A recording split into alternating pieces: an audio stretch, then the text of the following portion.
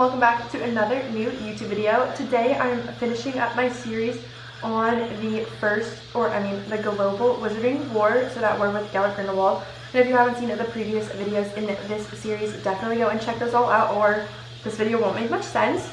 And just a little housekeeping, this week I'm doing a 70% off sale on my Etsy shop in honor of the new year, and as a huge thank you for just, everything you guys did for me in 2020. So definitely don't miss that out, and I'll have a link tree with all my other social medias down below.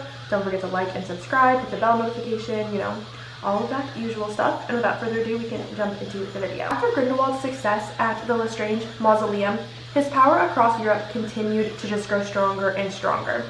And the war officially began in 1938, which is close to the time that the Second World War, so World War II, began in 1939, which is likely not a coincidence, as I talked about in a previous segment of this series.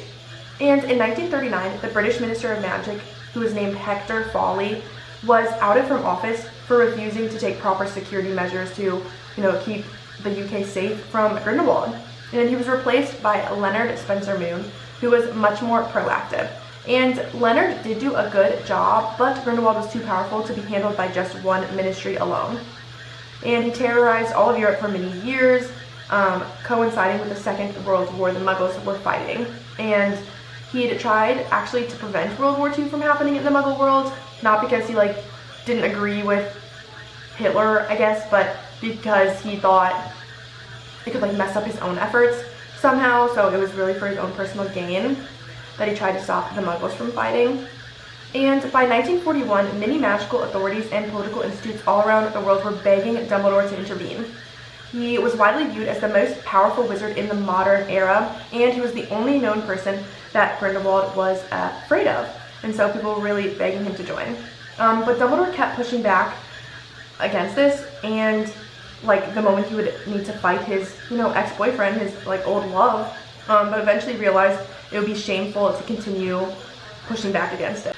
And in the meantime, Grindelwald's acolytes, so his followers, the members of the Alliance, continued conducting a lot of brutal attacks, even killing innocent Muggles.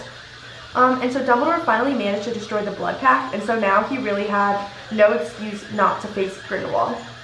And Dumbledore had actually spent a lot of time fearing that he himself had been the one that had killed Ariana back in 1899. Remember that duel where a random spell hit her and killed her, and no one is really sure who?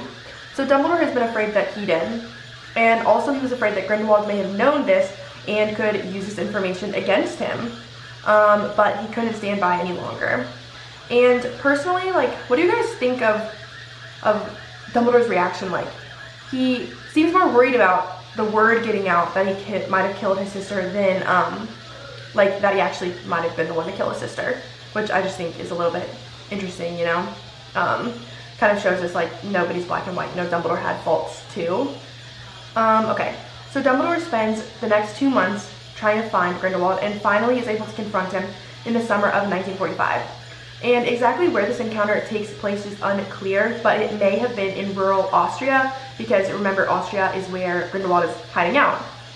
And Dumbledore tells him, he reprimands him, and one of the things that he says is that Muggles aren't less than wizards, they're just different.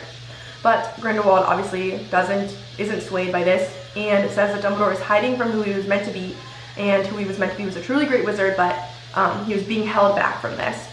And so this leads to the two of them having a duel, and this duel was legendary. Apparently, bystanders said it was unbelievable magic, they've never seen before, because obviously these are the two greatest wizards of the modern century. But in the end, Dumbledore wins and defeats Grindelwald, and this defeating Grindelwald makes him the new owner of the Elder Wand, and so Dumbledore accepts the Elder Wand and takes it. But he doesn't kill Grindelwald, which I think is interesting, because we know that Dumbledore was willing to kill Voldemort. So I just wonder if maybe his past feelings from Grindelwald stopped him from going to battling. But that's just, a possible opinion. So Grindelwald wasn't killed, but he was captured and detained and imprisoned in Nurmengard, which remember is the prison he himself had built for his own enemies. So that's kind of an interesting wraparound. And I talked in a few segments ago how it kind of mirrors Nazi Germany, how the same place where they held their rallies ended up being the place where their war trials took place. So I think that kind of mirrors that. and he was given a life sentence, and the former inmates who were being held there were released. And all of the surviving members of the Alliance disbanded. Some were put on trial and convicted and put in prison, and others disappeared without a trace, went into hiding so that they wouldn't have to go to prison. And after this, the Wizarding World could return to peace, obviously, only for a few decades before Voldemort comes up on the scene. And Dumbledore's fame skyrockets even more after this. He replaces Armando Dippet as Hogwarts headmaster, and he would hold this position as headmaster until 1997 when he dies. And he had turned down the offer to be the Minister of Magic, saying that too much power is bad, even for a pure soul. But he did get sworn in as Supreme Mugwump of the International Confederation of Wizards and Chief Warlock of the Wizengamot, as well as being awarded Order of Merlin First Class and getting a chocolate frog card for all his, work in defeating Grindelwald. And many years later, Voldemort would apprehend, confront, and murder Grindelwald inside his cell as part of Voldemort's search for the Elder Wand. So Grindelwald spends, from 1945 until sometime in the 90s in his cell in Nurmengard until Voldemort comes and kills him. And J.K. Rowling has said that it isn't a coincidence that Grindelwald was defeated in 1945. So 1945 is also the year that World War II ended. And she said, and I quote, "It amuses me to make allusions to things that were happening in the Muggle world." So my feeling would be that there's a global Muggle war going on. There's also a global Wizarding war going on. And in a different interview, she also said that she feels that the Muggle and Wizarding wars could potentially feed off of each other. And that is actually all I have for you guys today. I really hope you enjoyed this series. My next series I'm really excited for. It'll be starting on Thursday, and that is going to be basically all about the Order of the Pheonix. So, what it is, the role it played in the different Wizarding conflicts. Yeah, so until next time, bye y'all!